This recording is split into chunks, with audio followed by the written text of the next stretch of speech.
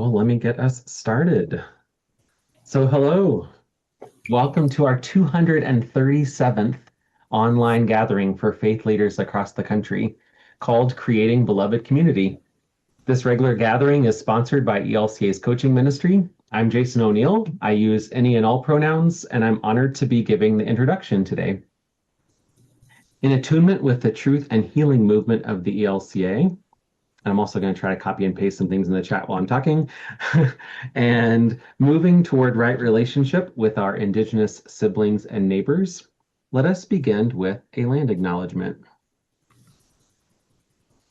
1 second.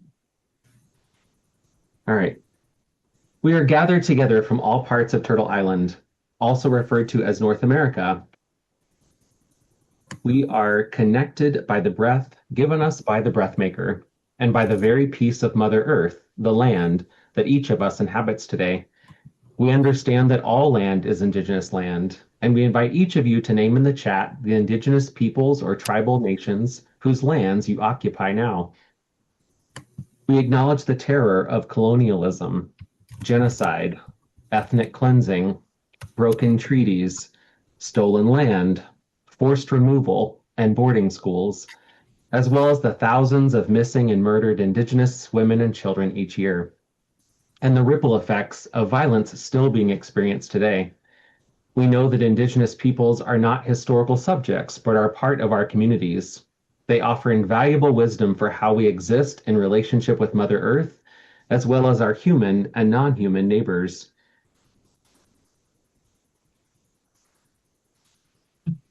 It's also important for us to offer a labor acknowledgement with permission granted from Dr. Tara T.J. Stewart.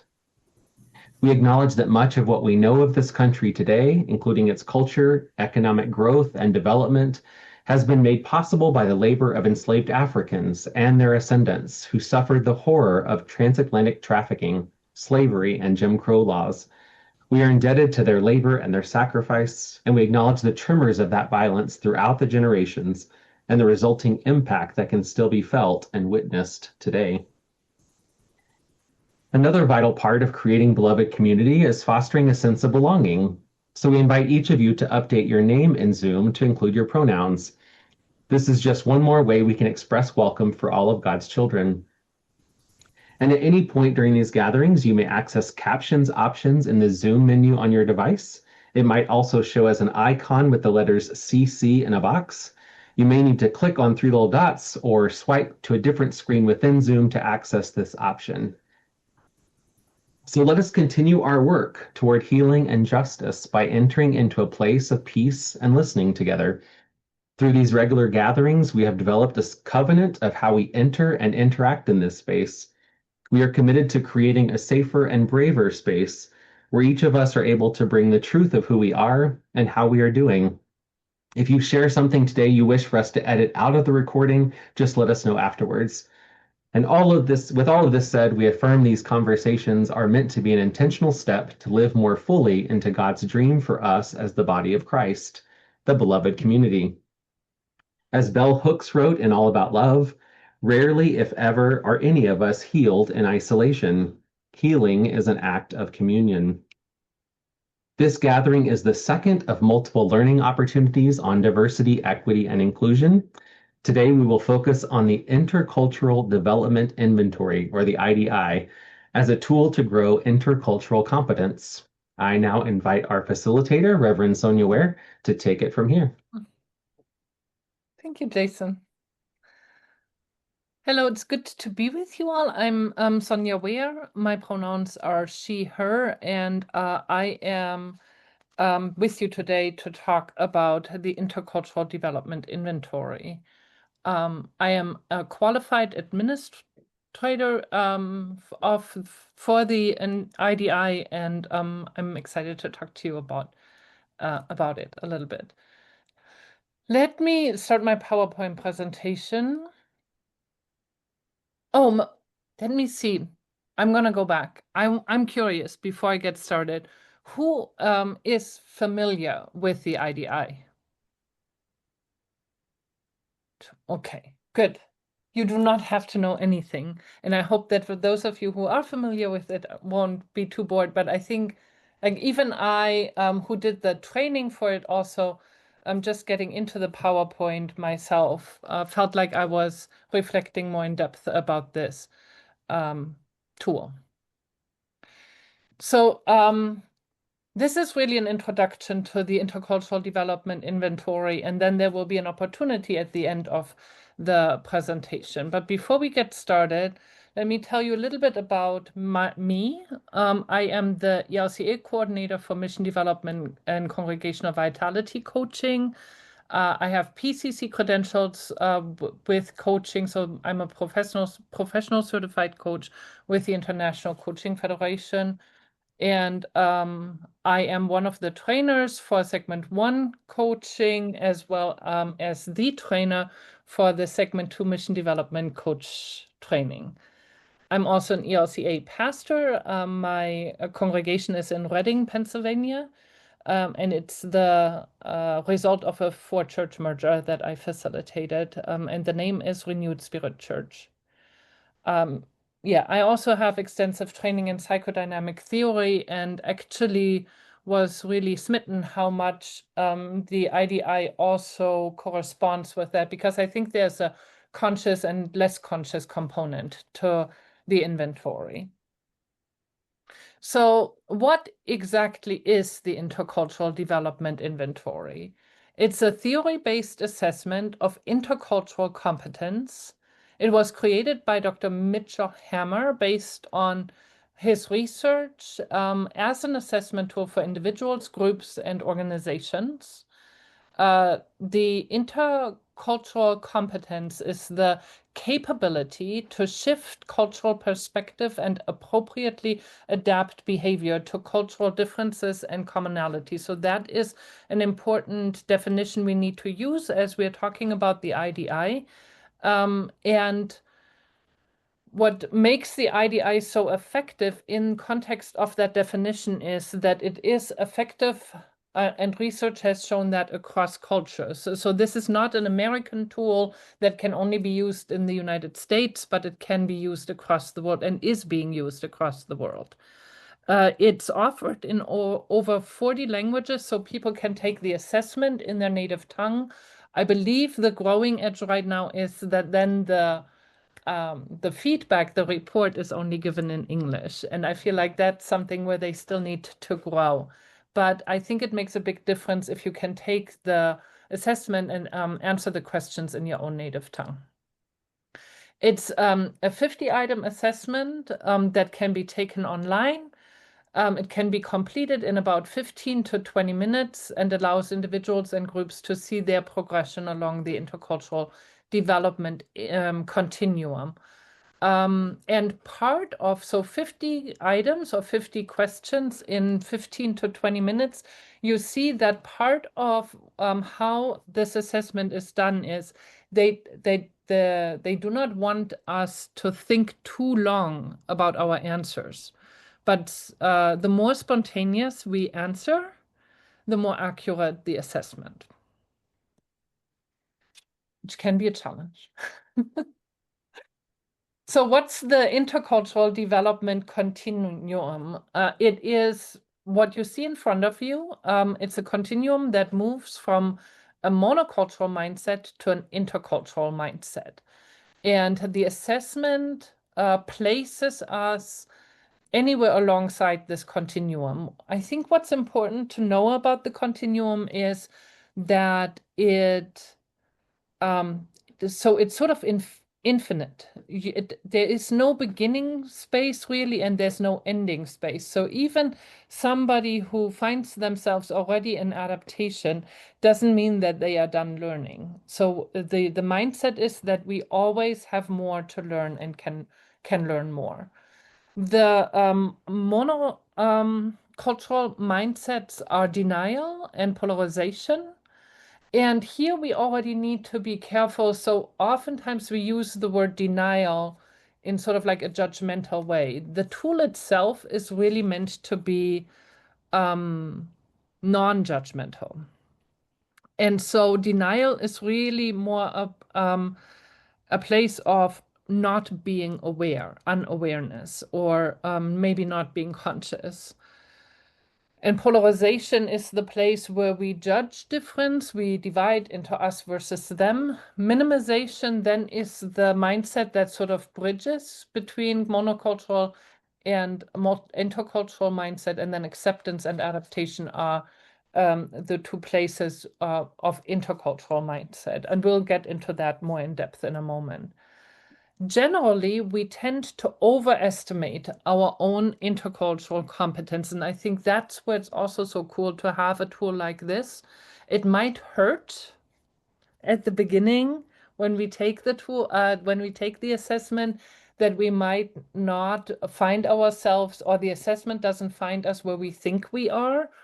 But after that moment of hurt, now we gain further insight. And I know that from my own experience, where all of a sudden I started understanding my own actions even better. So I felt like there was already a learning moment in the revelation of the assessment itself. Let me pause here for a moment and see what that brings up for you all. And just don't raise your hands, just I think you can just unmute and speak.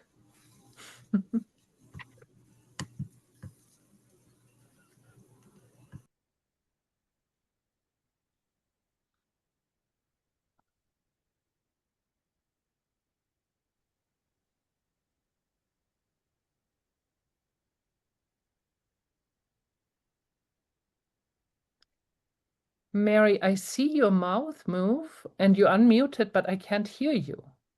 Can you hear me now? Yes. Double mute, gotta love it. Okay. And I was just going to talk about how technology is non-judgmental. Oh well.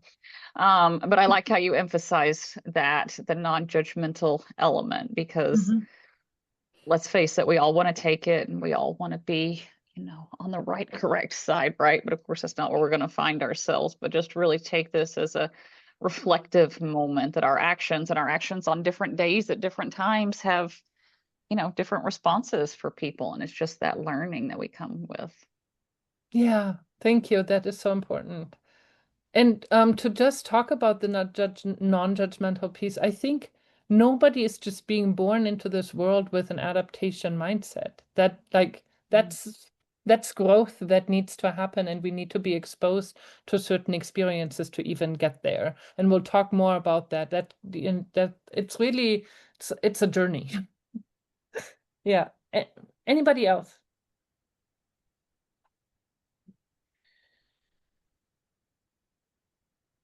Okay, I'll keep going and I'll check in with you throughout. So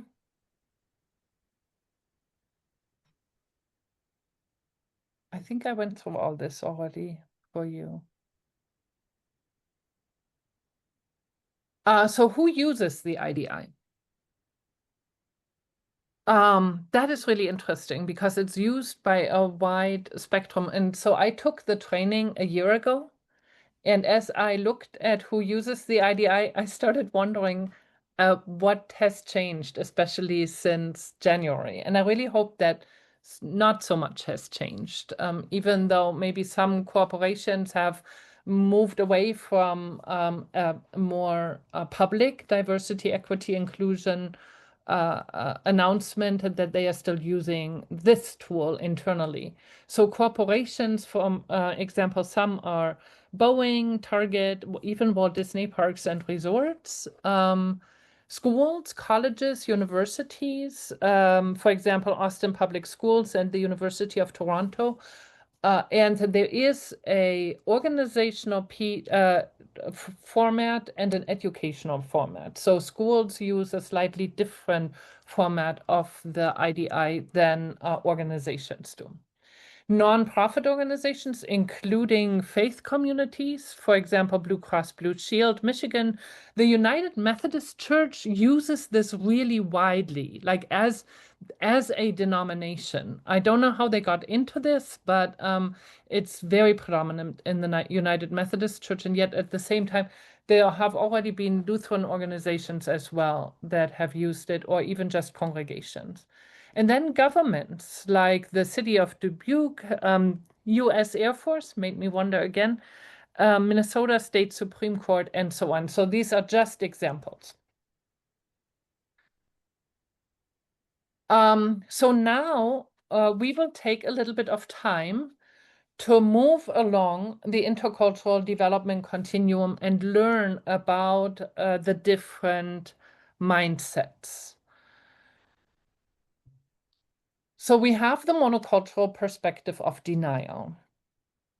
A denial mindset reflects more limited experience and capability for understanding and appropriately responding to cultural differences. Denial consists of a disinterest in other cultures and a more active avoidance of cultural difference, or at least a displayed disinterest, or maybe not. Disinterest is almost like I don't want to be interested. I wonder sometimes if it is even more a non-interest, sort of like not even being aware that I could be interested. Individuals with a denial orientation often do not see differences in perception and behavior as cultural. When denial is present in an environment, cultural diversity oftentimes feels ignored.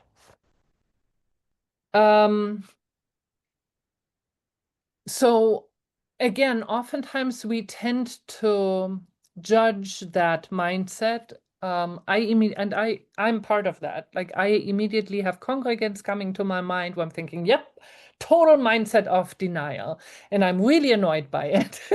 But I also, as another example, I have to think of a long time ago. I read a book by an Indian Christian, a Christian from India.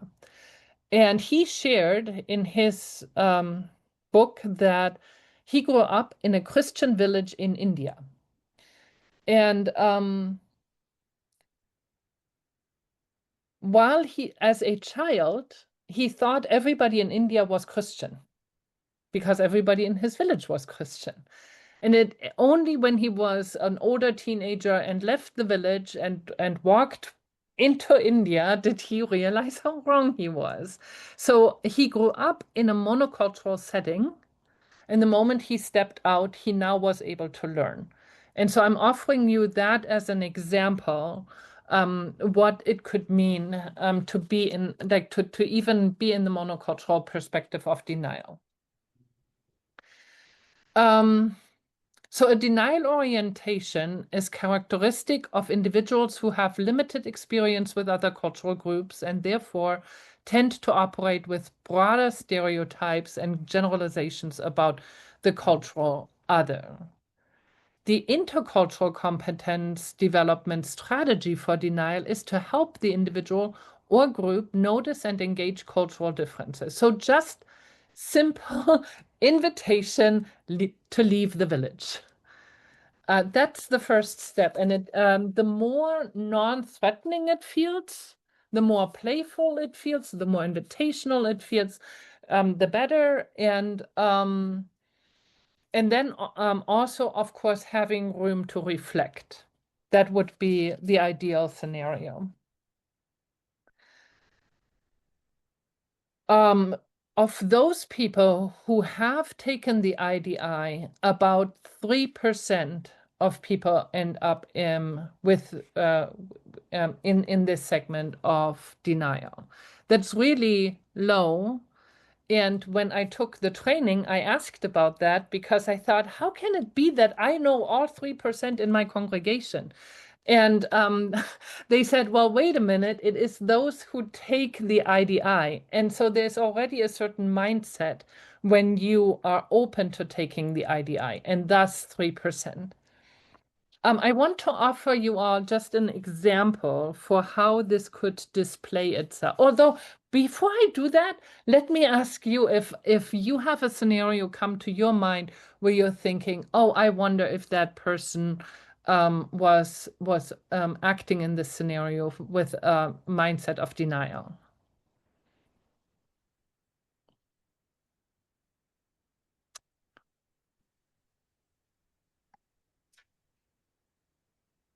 Because and I'm saying that that's the tricky thing, right? It's one thing to walk along the continuum. The other thing is how does that look in a practical way? So here's an example I can offer you. Sonia, Yeah. sorry, real fast. I don't know if you saw Kim raised her hand and then Jennifer raised her hand. Oh, well, then they should speak. I didn't see them. Thank you, Jason. Be my eyes, please. Kim, go ahead. I was wondering if somebody who's in denial would be like somebody says, I'm not racist, I have Black friends, Yeah, for but example. is not willing to see like structural racism or things like that. Yeah, I would agree. Definitely a monocultural perspective, somewhere between denial and polarization, probably. Yeah. Okay. And who else raised their hand? I did. And my question may take us off track, and so if it isn't applicable to this situation, just tell me. But the first thing that came to my mind is children. And I have, as a pastor myself, many times noticed how much easier it is for children to accept differences in one another and move ahead, and how sometimes parents make excuses for that in odd sorts of ways, like he doesn't even see she's Black or what. And I just wondered, that's an example of something most of us probably see, and I wondered if that fits at all into this continuum. That is such a good question. The first thing that comes to my mind is, and I learned that in my psychoanalytic studies, that it's actually, so depends on what the children are exposed to. So children that grow up in a monocultural mindset, just where everybody looks the same and has the same culture, and then the child is exposed to somebody from a different culture, the children do notice and they do react. So it made me always curious, how much intention we could already have as a society to offer our children at a very early age an intercultural environment. But that doesn't answer your question. In response to that, I would say I'm sure there are teaching situations in which children of who are different from one another, racially perhaps, learn that there's not that much difference. I mean, I think that happens sometimes in some teaching environments, but of course not in a lot of them. And so some of that may be from early schooling. But I see what you're saying, and I agree with you. It seems obvious that a child who's brought up not to be around folks different from her or him would not be as friendly or as accepting of that person being just like me. Yeah. Or what also comes to my mind, which really strikes me, I think you can find the video on YouTube where girls of African descent are being offered dolls with different skin color. And we're talking about girls maybe early elementary school age. And they most of them choose the white doll. And then they are being asked how they feel about the white doll compared to the black doll. And they all the way to feelings of hate towards the black doll. And all that. So this is this is an experiment that shows us how harmful the dominant culture can be in less conscious ways. Yeah. Thank you for that. Thank you. Jason, do you see any more hands? Okay. So another example could be in the adult world, a member of a law firm, American member of a law firm in the United States, gets really offended because a new partner in the law firm who is from China does not look at him when he's being spoken to. and sees it as an absolute expression of disrespect.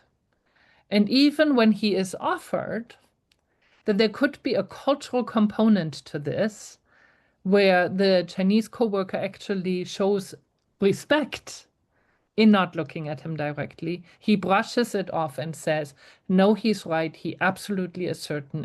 It's an expression. He is expressing disrespect towards him. That is a very clear example of a monocultural perspective of denial. But again, I think so, and this is, this is a conflict situation. It can express itself in many different ways also. And the good news always is we make it conscious and now we can grow further. So now let's go to the monocultural perspective of polarization. Polarization is an evaluative mindset that views cultural differences from an us versus them perspective. Oh my, don't we have many examples of that in our society right now?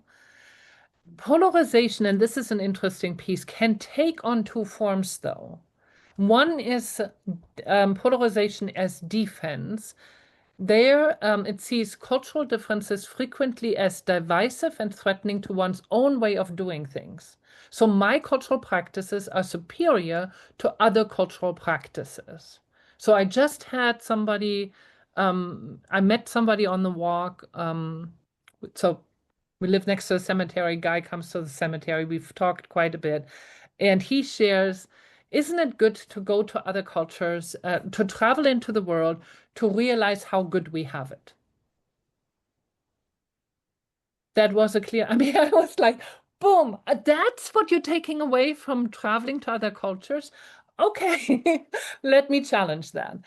But there's also a reversal of polarization. And when I read this and learned this, I realized I've been there. I've done this, where we value and maybe even idealize other cultural practices while denigrating our own cultural group. So other cultures are better than mine.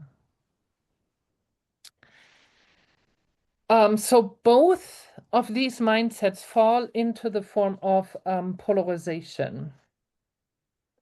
The other interesting thing about this is, so the IDI reflects back to us our primary place in the intercultural development continuum. But that doesn't, so that's where we are most of the time.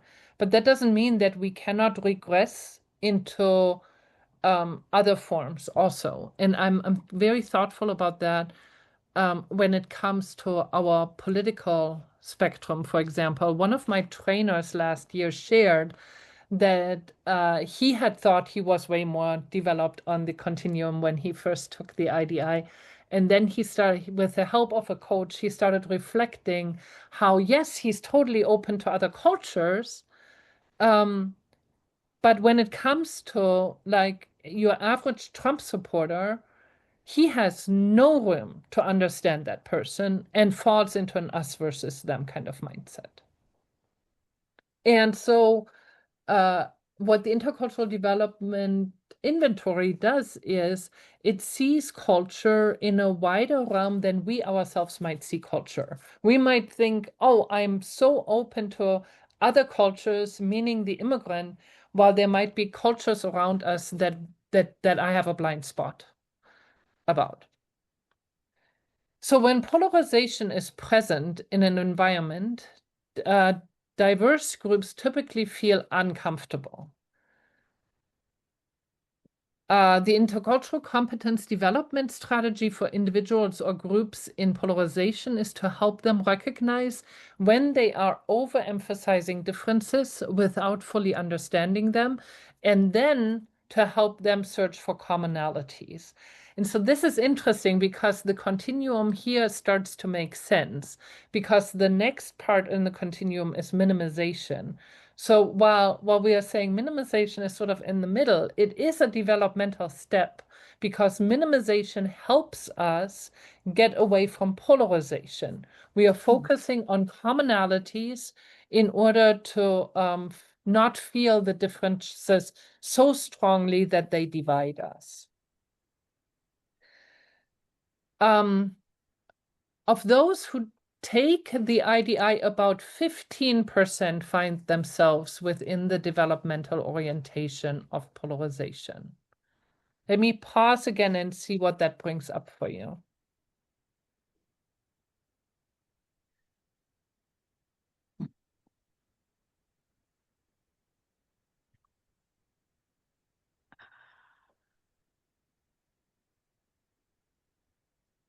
I appreciate this. I also find that it challenges me because I find the interplay between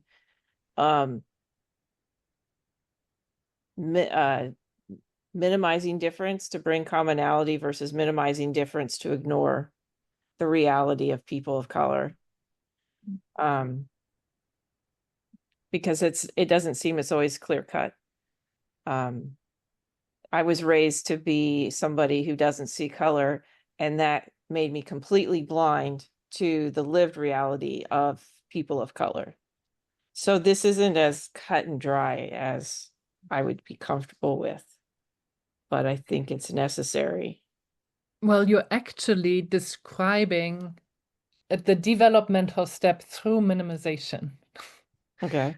Which is and I hope that you see that in the rest of the presentation as we move through minimization and then into acceptance, that what you're describing right now is exactly the reason why minimization is not and must not and cannot be the end of the continuum.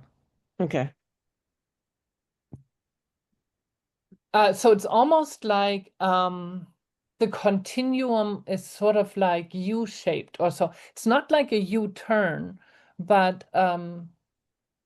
maybe more spiral. Maybe.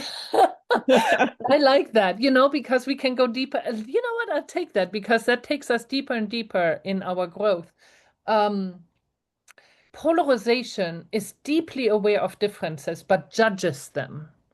Mm-hmm. And acceptance is deeply aware of differences, but no longer judges them. But now, like, accepts them and can work with, well, struggles to work with them. We'll get to that. And so, but to get from being disturbed and judging difference to a place to recognize difference without being threatened by it anymore, it takes that developmental step of minimization. But I'm getting ahead of myself. Stephanie, I see your hand up. Yeah. Yeah, maybe, I don't know if maybe I should wait wait till you keep going, but I was thinking about when I took this several years ago, it was part of my candidacy process. And I was looking for the results. I don't have them in my office. I think I have them at home. But the one thing, I can't remember where I fell on this spectrum, but the person that you mentioned, like, cannot understand Trump followers. I feel like I fall into that category. I had a priority of the perspectives of people of color because I think I was trying hard to have, to be understanding, and that in turn maybe created a different kind of us and them. Yeah. That is, yes, exactly. What an amazing insight. Thank you for sharing that with all of us, Stephanie. And that's exactly polarization in the form of reversal. You described it just like that. A polarization in defense, for example, could look like this. Marisol from Spain is teaching in the United States. She grew up in a very traditional Spanish household. She loves bullfighting. She does not understand why her students in the United States see that as animal cruelty. Instead, she judges her students, especially the female students, for exposing themselves way too much, for all the stuff they post online. And she thinks there should be more of a traditional approach to family again, and that American society is sort of decaying. She finds people in the US as boring conversation partners and is absolutely upset that after 6 p.m. nobody's on the streets anymore. So, I mean, it's all a little bit overemphasized maybe, but just taking the overemphasizing to show how the polarization can be, even as the person might be visiting the other culture. We notice there is no curiosity about how the other culture does something differently and maybe trying it out. It's just judgment for the difference. And then, Stephanie, I really think you already brought a great example of the polarization reversal. It's very similar to the example I actually wrote down. Thank you for that.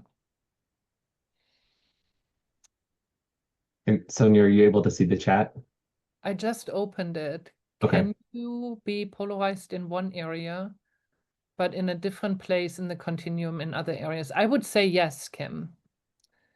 I think that's why why the IDI gives us our primary place, so where we are most of the time. And I personally can get very polarized when it comes to, especially the current political climate. I even would go to the place as far as, well,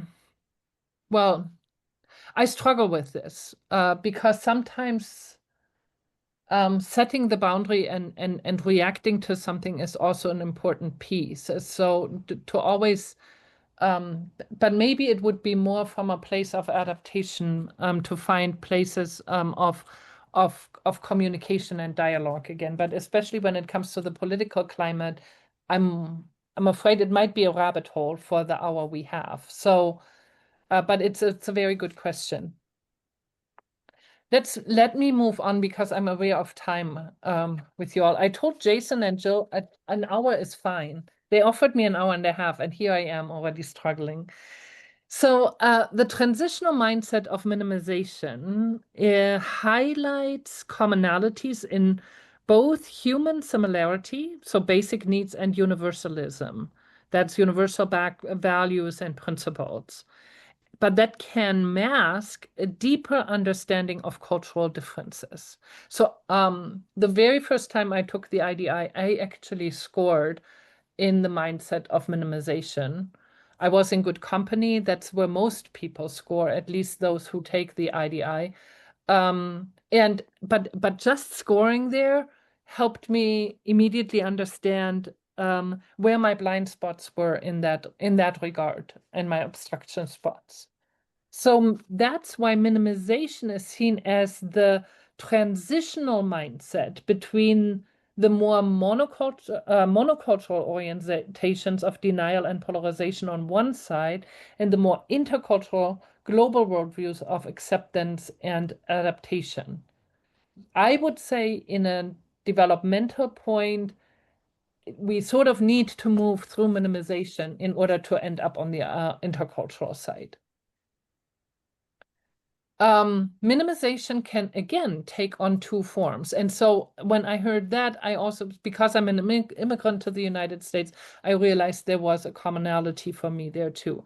So the one form highlights commonalities due to limited cultural self-understanding, which is more commonly experienced by the dominant group member within a cultural community. So that's the person that is in their dominant group and minimizes. So I don't see color, right? Like that, for example.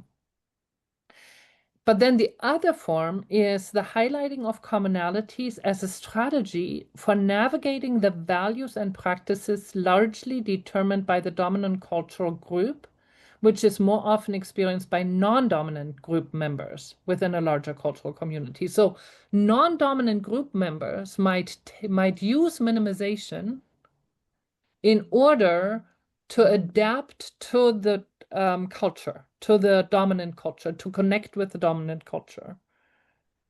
So it can even be a survival value, and it often takes the form of going along to get along. An example is a very tall African American man who scores with minimization and immediately says, of course I'm doing that. Because the moment I enter a room, I need to make sure people don't get that people are not scared of me. So I will minimize all the differences in order to be non-threatening.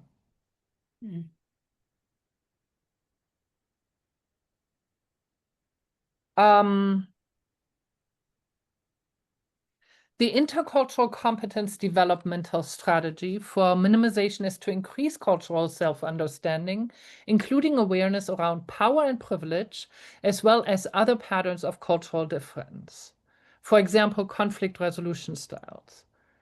Culture general frameworks like individualism and collectivism, for example, and culture-specific patterns. So now that the person has reached or is in the place of the mindset of minimization, now they get invited to become aware of the differences. Everything we might be unaware of or might minimizing. And especially, again, like I think it's important to say power and privilege. Now we can become aware of power and privilege in a less threatened way than when we were in polarization. And so you see about 65% of people who take the IDI have a developmental orientation within minimization. When you look at the scores on the IDI, you also see that this mindset is twice as large as the others. And that is because it's that bridge mindset, that transitional mindset. So we are longer on the continuum in the mindset of minimization than in the other mindsets. Any thoughts, questions?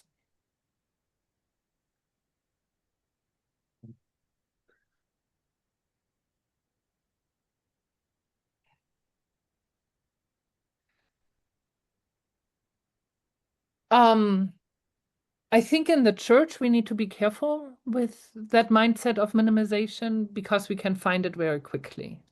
We are all children of God. That would be a statement of minimization. Not that it is not true, but we should not make we shouldn't put a period there.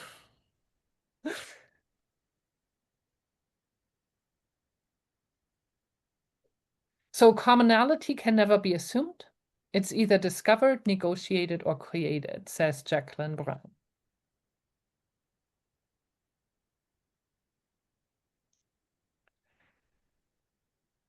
Let's look at the intercultural mindsets. The first one is acceptance.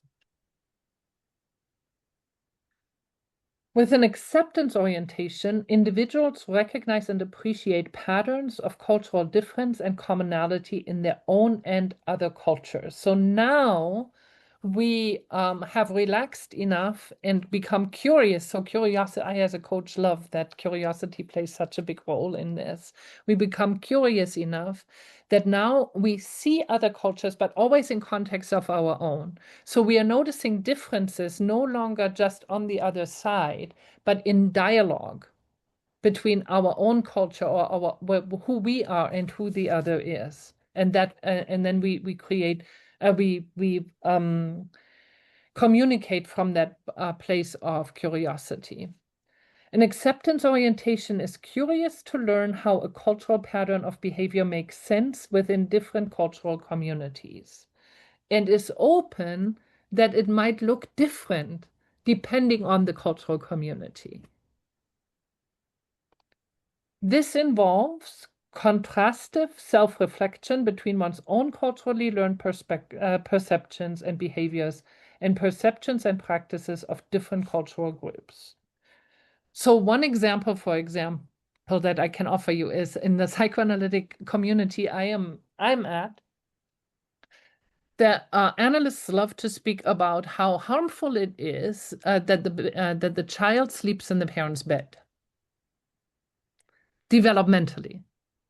Now that is a Western mindset, because if we travel long enough, we will find cultures where it is very normal that parents and children share a bed, and that is widely accepted and not ever seen as harmful. In fact, That culture, looking at the Western culture, that might put the baby already in a room on its own, might have something to say about the baby in a room on its own. So here we have two different perspectives that, when we are in a place of acceptance, can become curious about each other.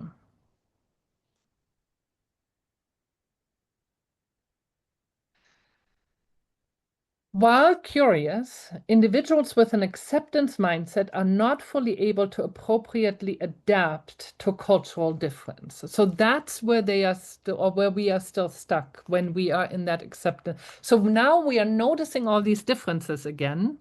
We are not threatened by them, but we are scratching our head how we can bridge them. I often liken this continuum to a person that lives in a space and all this, so in a place of denial, doesn't even realize that there is a river. Polarization, the person becomes aware that there is a river, but finds that the river is now separating them from the people on the other side of the river. Minimization is the place where we find the place in the river that is shallow enough that we can now walk through the river. Acceptance brings us back to the deep end. Now we're in the deep end of the river, and we're like, so we are very much aware of the deep end. We have friends on the other side now. So how can we bridge the river even on the deep end? And then adaptation is the ability to build that bridge even on the cultural deep ends of the river. So someone with acceptance orientation may be challenged also to make ethical or moral decisions across cultural groups, because that is where that's the deep end. That's the deep end of the cultural river. When acceptance is present in an environment, diversity feels understood, though.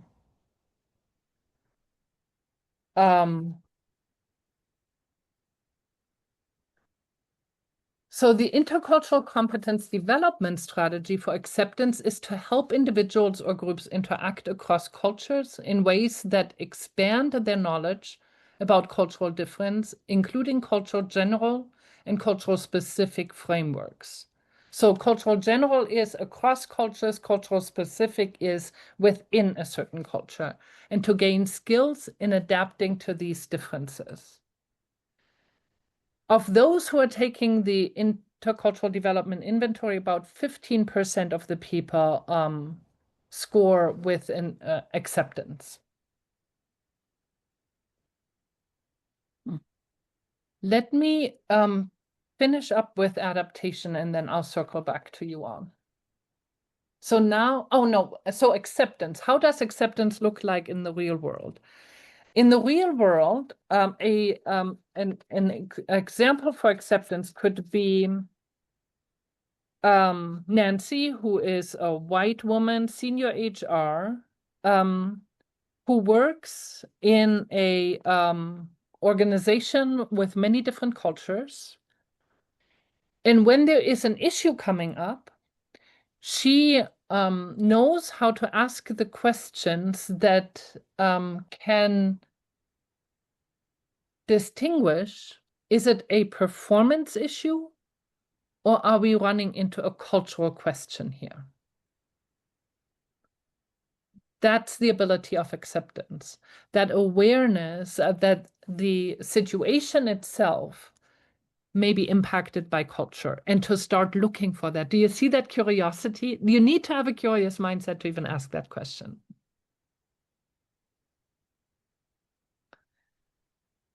So adaptation.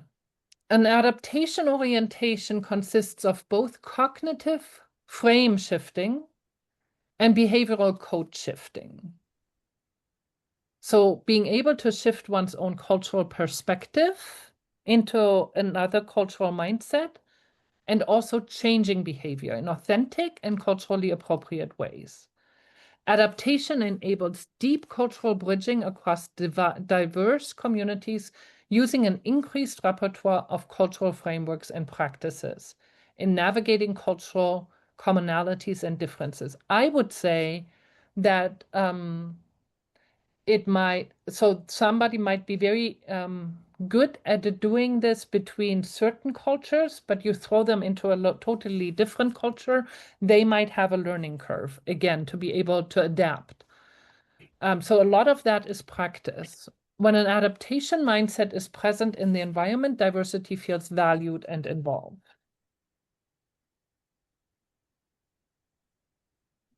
So the intercultural competence development strategy for adaptation is to continue to build on one's knowledge and culture of cultural differences and to further develop skills for adapting to these differences. So it's just, you've learned it with 1, 2, 3 cultures, and now you can grow that ability. It probably becomes easier the more the more people have in their cultural toolbox, but it takes time. And there are plenty of cultures. That's why the continuum just keeps going. Approximately 2% of people who take the IDI have a developmental orientation with an adaptation. I personally feel like that's also good news for any of us who don't score in adaptation, and then we can just take it as a magnet that keeps pulling us closer and closer towards adaptation. In the training, they said, so it's not advised to take the intercultural development inventory too often, but within certain time frames, especially when it might be working on personal growth, one could say you take it, you work, and maybe after a year or 2 years, you take it again and see what has changed. So that's the intercultural development continuum, from the monocultural mindset of denial through polarization, then the transitional mindset of minimization, to the intercultural mindsets of acceptance and adaptation.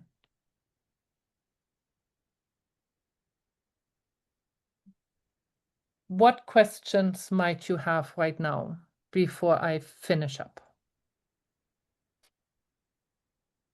Or thoughts? I have so many. So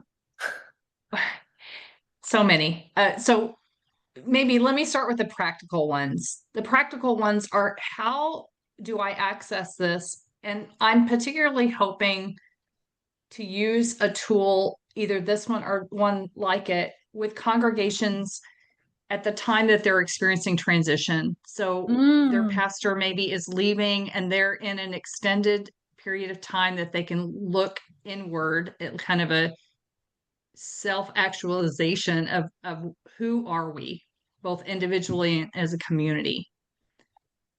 Is this the tool for me during that time? Is this a tool to offer to congregations, individuals, and communities? And does it have a community dimension to it? Or is it really just a tool for individuals? It does. No, it has a community dimension. Let me just keep going, because that question goes into my next slide.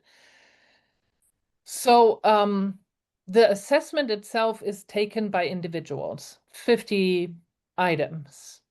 After the assessment, individual participants receive two documents: their individual profile report, which shares their perceived orientation, which is where everybody thinks they are, and the developmental orientation, where the IDI says we are. And usually there's a discrepancy. And then there's additional information. And then the second document is the intercultural development plan for the individual. That just is a great coaching tool, but people can even take it on their own. It comes up with ideas what to do next. Way more ideas than one can do, but a tool to narrow down where to start, and really go with one's own curiosities. Each assessment, and this is role of the IDI, needs to be followed up with a conversation of an IDI qualified administrator. So usually this is done is you contact an IDI qualified administrator, they send you a link, You fill out the assessment, you get the feedback, and you have a 1-hour conversation with the IDI qualified administrator about your results and your next steps. So really working it through. That's for the individual.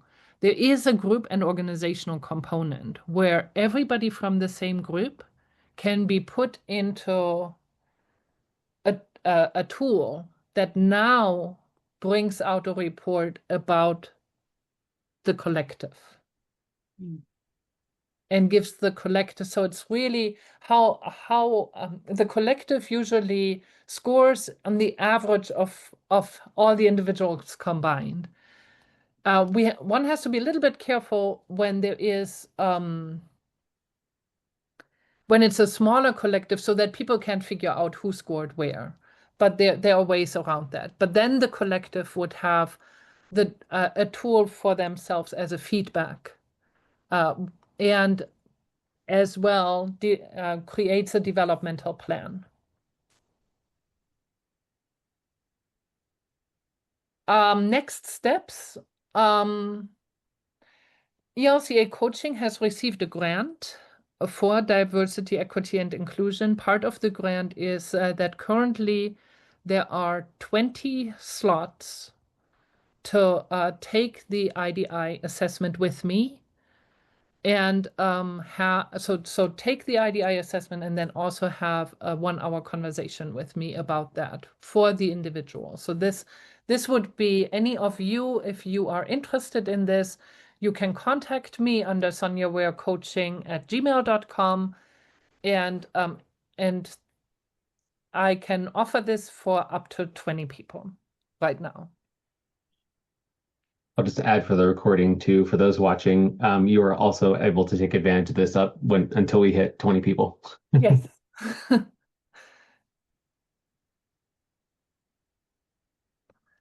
Any other questions or thoughts? Could you either put your email in the chat or say it again? Was it Gmail, a Gmail address? I'll put it up again. Okay.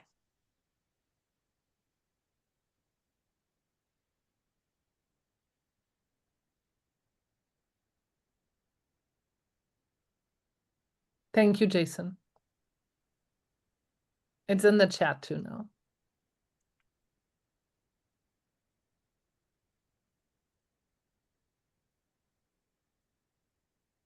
Do you have any books or other resources that you can recommend to read more about this? Just Google Intercultural Development Inventory and you will come up on their website. Okay. And there is more information right there. If you when you Google it, you can also click on the video segment on Google, and then you see different videos that the Intercultural Development Inventory brought out.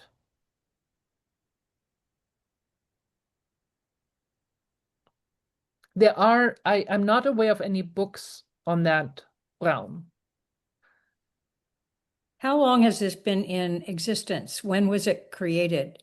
Oh, that's a good question. I would have to look that up, but it's not a new tool. It's been around a long time, and when you go on the website, there is a window that you can open where you can see a lot of the feedback of research. I think several dozen of PhD programs have used it also, and there has been research done around it. That's why they know and are so confident that it works across cultures and not like just from a US American perspective. Can I butt in? Yes.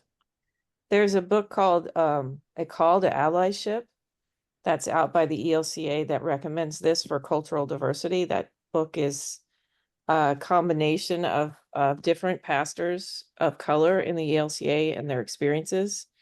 And so it's a good tool to use to try and like bridge some of the cultural differences leaders of color face.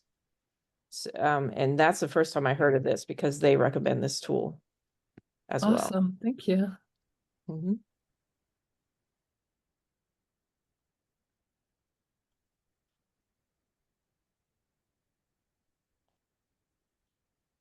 Jason, you're good.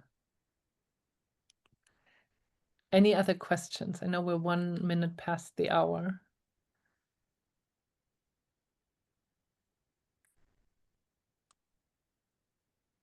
I hope that you considered taking the IDI. I promise I'm as non-judgmental as I can work out in doing this, and I'm because I've taken it myself and I know how it feels. It is a vulnerable spot, but when we embrace that spot, it's very empowering. So we start with vulnerabilities, but it's sort of like a snake shedding its skin. We're definitely growing into bigger skin.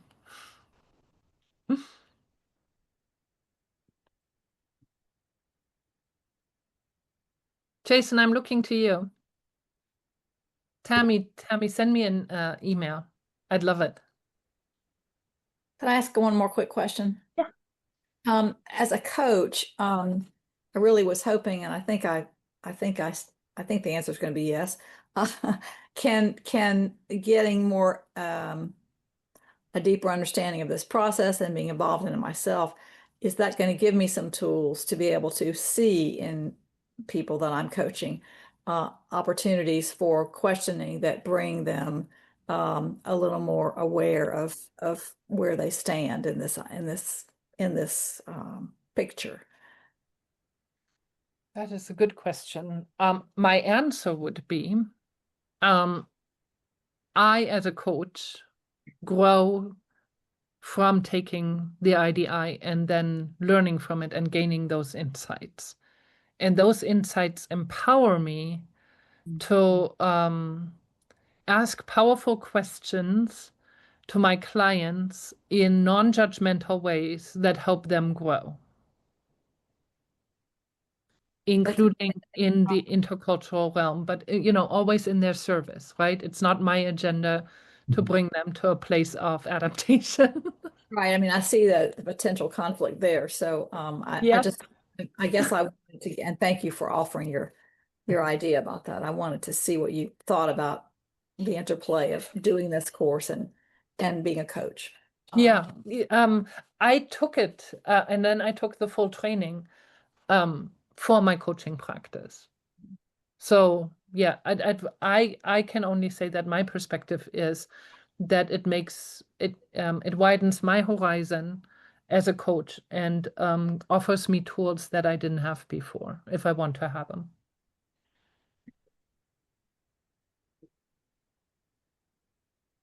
Thank you. Bold question. I have a question for I think Stephanie is still on. I'm curious, is this you said you had gone through and had taken the IDI during candidacy. Is this an ELCA practice for candidacy, or is it a synodical thing that you experienced? Anyone have any insight as to that? That is a good question. I don't know if that is our synod that chose to do that, or if that was a mandate coming down. I think candidacy, I understand, is handled differently in different places, but yeah, I don't know if anybody knows that. Kelly wrote something in the chat. Okay. Go ahead, Jason. No, that's what I was going to say. Yeah, so apparently it's per synod, so it's different across the ELCA. I think some Wisconsin synod is, I don't know which synod in Wisconsin is using IDI more. My clergy coach lives in Wisconsin, and they're using it after every synod assembly type thing. Wow. So they're using it more of a broader stance. But I think that's synod to synod. Thank you.